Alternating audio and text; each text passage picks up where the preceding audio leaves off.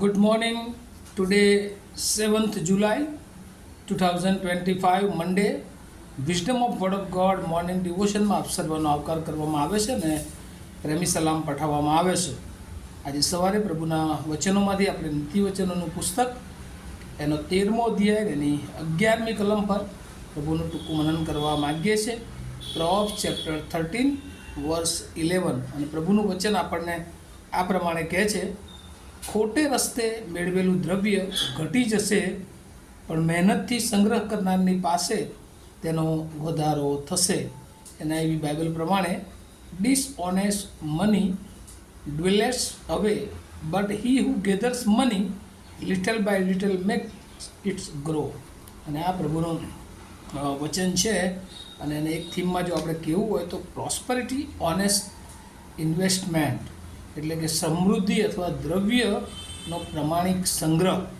અને ઘણી બધી વાર આપણે આ દુનિયામાં જોઈએ છીએ કે ઘણા બધા લોકોના મનમાં એવું હોય છે કે રાતોરાત આપણે કેવી રીતે માલામાલ થઈ જઈએ, ગમે તે રસ્તાઓ અપનાવે અને ગમે તે રીતે નાણાં કમાય અને ગમે તે રીતે એ ધનવાન બનવાની બાબતમાં તેઓ આગળ વધતા હોય છે.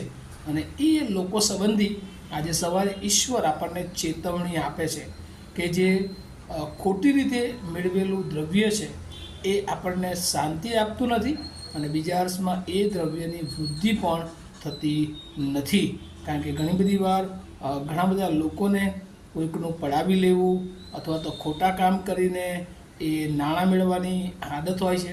આજના દિવસોમાં આપણે જોઈએ છીએ કે ભ્રષ્ટાચારનો જે વાત આપણે જોઈએ છે, દરેક જગ્યાએ એ મહેનત વગર એ લોકોને ભ્રષ્ટાચાર દ્વારા એ નાણાં મેળવી લેવા છે અને રાતોરાત કરોડોપતિ ને અબજોપતિ એ થવાની લાલસામાં તેઓ ગમે તેવા કામ કરી બેસે છે. અને ઘણા લોકો એ મહેનત ના કરવી પડે અને એટલા માટે ચોરી કરતા હોય છે અને એ રીતે તેઓ મહેનત વગર બધું મેળવા લેવાના માટે પ્રયત્ન કરતા હોય છે. પણ પ્રભુનું વચન, જે નીતિવચન ખાસ કરીને વ્યવહારિક શિક્ષણ જે આપે છે, અને એમાં નીતિવચન 13 અને 11 બહુ સ્પષ્ટ રીતે કહે છે, ખોટે રસ્તે મેળવેલું દ્રવ્ય ઘટી જશે. અને એટલે એકવાર તો એવું લાગશે કે ભાઈ આ બધું દ્રવ્ય એકદમ આપણે મેળવી લીધું છે, પણ એ બહુ ઝડપથી એ દ્રવ્ય ઘટી જાય છે. પણ ત્યાં લખ્યું છે, બટ મહેનતની સંગ્રહ કરનારની પાસે તેનો વધારો થશે. અને મહેનત કરીને જે ધન મેળવ્યું હશે એ એને સંતોષ આપશે, બીજા અર્થમાં કે એ એને સંગ્રહ કરી શકશે.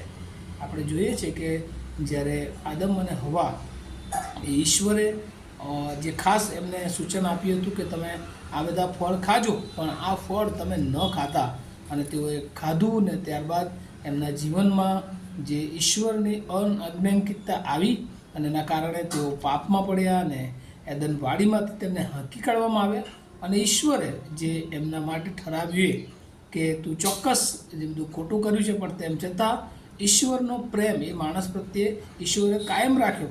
પણ સાથે સાથે એ પણ જણાવ્યું કે હવે તું મહેનત કરીને રોટલી ખાશે, અને જો એ મહેનત કરશે તો એ સફળ ને આશીર્વાદિત થશે.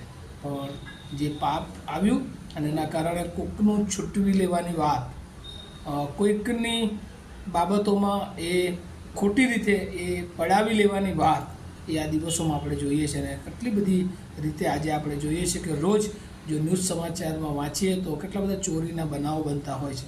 કેટલા લોકો પોતાના જે હકનું છે એના કરતાં જે હકનું નથી એ પણ ઘણા લોકો પડાવી લેતા હોય છે. પણ બાઇબલ આપણને બહુ વ્યવહારિક જીવનમાં કહે છે કે આ બધું એકવાર તો સારું લાગે છે, પણ કહે છે કે એ આપણને આનંદ, એ આપણને શાંતિ અને આપણા જીવનોને, અને ખાસ એ દ્રવ્ય એ કાયમ માટે આપણી પાસે ટકતું નથી, કારણ કે એ મહેનત વગરનું છે અને એમાં ઈશ્વરની ઈચ્છા નથી. ઈશ્વરની ઈચ્છા વગરનું કોઈ પણ જો બાબત આપણા જીવનમાં આવે છે તો એ આપણને ઈશ્વરથી દૂર લઈ જનારી હોય છે. અને આજે સવારે પ્રભુ આપણને એ જ ચાહે છે કે આપણે ચોક્કસ દ્રવ્યવાન થઈએ, ધનવાન થઈએ, સમૃદ્ધ થઈએ. એ પ્રભુ ચાહે છે, પણ કોઈ જુદા માર્ગોમાં નહીં. મહેનત દ્વારા જે આપણને ઈશ્વરે તાલંતો આપ્યા છે, જે નોકરી આપી છે, અને એના દ્વારા જે આવક મળે છે, એ પ્રમાણિકતાના દ્રવ્યથી આપણે આપણા જીવનને આશીર્વાદિત કરીએ. અને એટલે જ ભૈયા લખ્યું છે, ડિસઓનેસ્ટ મની ડ્વેલિંગ અવે, જે અપ્રમાણિક રીતે, ખોટી રીતે જે પૈસા આવે છે ને એ આપણને ઈશ્વરથી દૂર લઈ જાય છે. He who gathers money little by little makes it grow.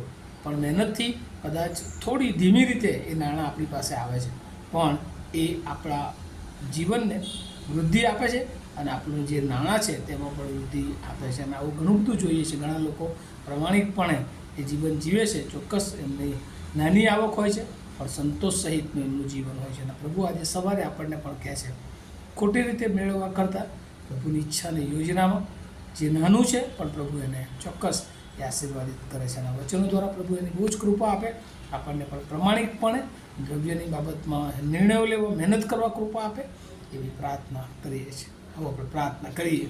અમારા જીવતા અને પ્રેમાળ ઈશ્વર, આજે સવારે તમારા નામની સ્તુતિ કરતા આભાર માનીએ છીએ પ્રભુ. ઘણી બધી વાર પ્રભુ અમે ખોટી રીતે દુનિયાને આકર્ષણમાં પ્રભુ નાણાં મેળવવાને માટે ગમે તે રસ્તા અપનાવતા હોઈએ છીએ, ખોટી રીતે નાણાં મેળવવાનો પ્રયત્ન કરીએ છીએ. પણ પ્રભુ તમે અમને આજે શીખ્યું છે કે પ્રમાણિકતાથી મહેનત કરીને પ્રભુ અમે જે મેળવીએ છીએ એ અમારા જીવનમાં વૃદ્ધિ થાય છે અને એ અમારા જીવનને આશીર્વાદિત કરે છે. અને આજે સવારે પ્રભુ અમને પણ પ્રમાણિકપણે મહેનતથી કમાવાને માટે તમારું બળ ને સામર્થ્ય આપજો, એવી પ્રાર્થના ઈસુ પ્રભુના નામમાં સાંભળો અને તેનો સ્વીકાર કરો. આમીન. Have a nice day to all of you. Thank you.